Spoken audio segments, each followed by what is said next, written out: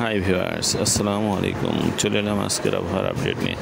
দেখুন বর্তমান অবস্থা স্যাটেলাইটের মাধ্যমে আমরা রাজশাহীতে প্রচুর পরিমাণে বৃষ্টি হচ্ছে, এখন ভারী বৃষ্টি হচ্ছে। সেই সাথে সাথে রাজশাহীর পার্শ্ববর্তী অঞ্চলগুলো যেমন পাবনা, বগুড়া,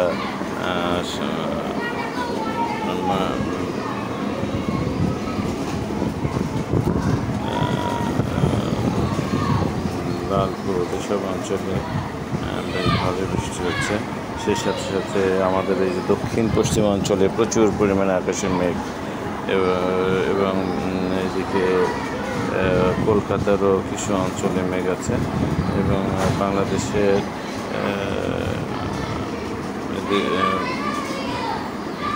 রাজশাহী এবং তার আশপাশের বিভিন্ন অঞ্চলে বেশ মেঘের কারণে প্রচুর পরিমাণে বৃষ্টি হচ্ছে।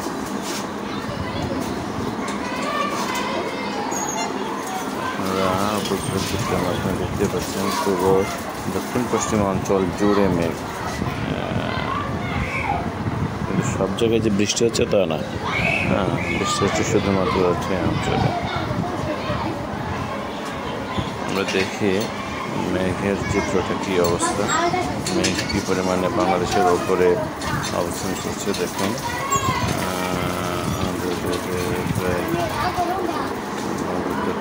অঞ্চলে মেঘের অবস্থা।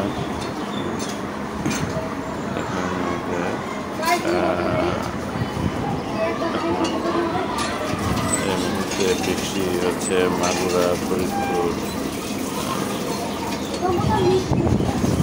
নড়াইল, পাবনা, পাংশা,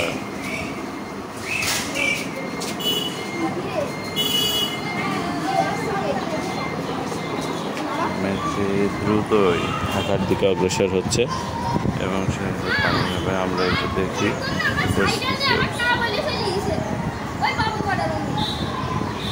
দেখা যাক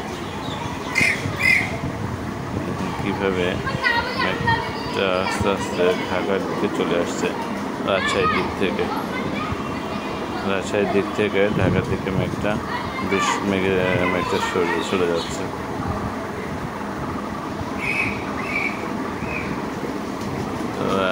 মোটামুটি